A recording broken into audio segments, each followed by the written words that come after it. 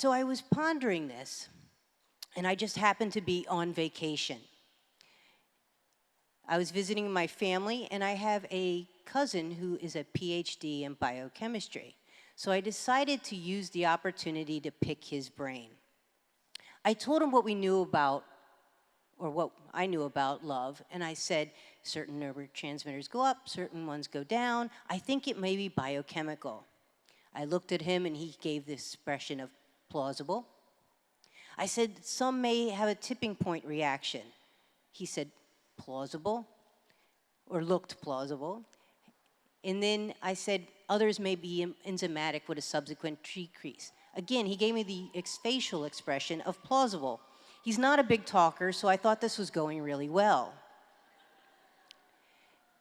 But before I could formulate my next question, my then 95-year-old grandmother spoke up, and she said, "You youngsters don't know anything about love." And I was shocked, and I said, "Yeah, I know, that's why we're talking about this." She said, "Your problem is you young girls jump into bed too quick. You fall in love, but a boy doesn't fall in love that way." And I kind of looked at her, and I said, "Okay, let's talk a little bit more. How does a boy fall in love?" And she said, "Back in my day, a girl knew if she wanted a boy to fall in love with him, she couldn't sleep with him right away." Now, I had heard that stuff before. There was things like the 3-date rule. There's the 90-day rule from Steve Harvey's book, Act Like a Lady, Think Like a Man. But I always thought those were anecdotal. I didn't think there was any science behind it. So I looked over at my cousin. His face no longer said plausible. But I decided to continue with my grandmother because the question was the date. I said, "How long do you need to wait before you have sex?" She says, "You wait until you have sex until he falls in love." Like, okay, well, Granny, how do I know when he falls in love? She says, "That's easy. You know he's in love when he commits." I looked over at my cousin, and I was like, "What do you think?" And he hung his head, and he just shook it. He said, "Okay, Granny, it's time to go home." I realized he was not buying any of this, and my research had to continue on at another day. I returned home, and I hit the research library. The problem is there's not a lot of research out on how humans fall in love, primarily because of the way we do research. Imagine a guy saying, "Oh, I love you," he falls in love, and a researcher walking up saying, "Congratulations, can I inject this into your brain to see if it has an effect?" You're not going to get many volunteers. So we had to rely on the next best thing, animal studies. But what animals fall in love? Well, we know when humans fall in love, they show exclusiveness to one person. So they started looking at other creatures that had mated exclusively. And they ended up settling on these guys, the monogamous prairie vole. When a prairie vole finds a mate that they're interested in, they will basically mate for life. So they started looking at the neurotransmitters to see what was going on. And what they discovered was one of the first things that increases is dopamine. When dopamine increases, and if they block the dopamine, they would lose that loving feeling. So they thought, dopamine. But they knew there was a problem. Dopamine couldn't be with human romantic love because dopamine goes up with a lot of things. It goes up with gambling, chocolate, playing Candy Crush. So it couldn't possibly be dopamine. So they said, well, we know there's another one that's involved in bonding. It's called oxytocin. And oxytocin goes up with mothers and children that causes them to bond. So they said, let's take a look at that. So they looked at that. They found that when a female finds a man she's interested in, her oxytocin goes up by 51%. And then if they block it, she loses that loving feeling. So they said, it must be dopamine and oxytocin. But there was a problem. It can't be oxytocin for a man because of testosterone. Testosterone blocks the effects of oxytocin.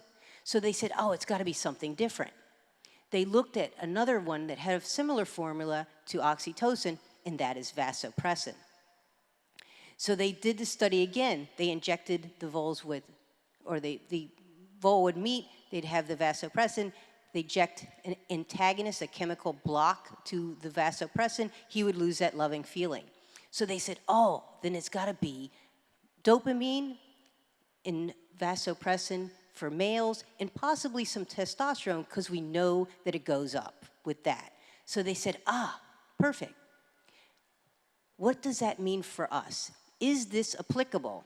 To find that out, I wrote to one of the head of the studies at Florida State University, and I asked, is the vole study applicable to humans? His response is a little embarrassing. He wrote back, of course, Dawn, explanation point. The explanation point is his. I didn't want to write back for further clarification. That was a little embarrassing, so I didn't have to. Fortunately for me, Tiffany Love from the University of Michigan came out publicly, and she said that she believed that the vole studies in human love, romantic love, were the similar. So great. Now, what does that mean? Well, if we look back at the mechanism, we can see that for females, that would mean dopamine increases and oxytocin increases. Well, dopamine increases when we're dating, when we're going to we're excited, we're going to win the grand prize of love. So as long as you're dating and you're happy and you're dating, your dopamine's going up. Oxytocin goes up. It's called the cuddle hormone or the trust hormone. So when you're kissing, cuddling, having a good time, the oxytocin is increasing. And as you're dating a man and you're learning to trust him, your oxytocin increase. But there's a catch. Oxytocin slowly builds up that way, but it skyrockets at orgasm. In other words, my grandmother might have been onto something. Remember what she said? You girls jump into bed too quick. You fall in love. It was starting to look like the science was panning out from what my grandmother said. So I looked at the other part. How does a man fall in love? Well, if we look at it, dopamine, of course, if he has a good time, his dopamine's going up. But how does his vasopressin go up? Vasopressin goes up when a man is sexually stimulated. So if he's dating a woman he's sexually interested in, the vasopressin increases. But here's the catch. Unlike oxytocin, the vasopressin drops when he has sex. So how important is that? Well, I looked into it further. Florida State University ran a study, and they said it's not just the neurotransmitters that are important. You have to have the receptors. And how do you get the receptors? You get the receptors with the presence of the neurotransmitters. The neurotransmitters tell your body to build the receptors. So you have to have the neurotransmitters high enough to build the receptors to then get them filled. So that means it takes some time. But there was one other thing my grandmother said. You remember, you know a man's in love with you when he commits. Could commitment have anything to do with this? To find that out, I found a study from the United States Air Force. The Air Force followed over 2,000 servicemen for more than a decade, taking various tests. One of the tests that they took was for testosterone. What they found is when a guy comes in and he's single, his testosterone is relatively high. But as soon as he gets married, it drops. Remember what I told you about testosterone? It blocks the effects of oxytocin. Oxytocin is a bonding hormone. So it was kind of looking like it could have something to do with it. But it needed further clarification. Was it marriage or was it actually commitment? They did a study at Harvard University.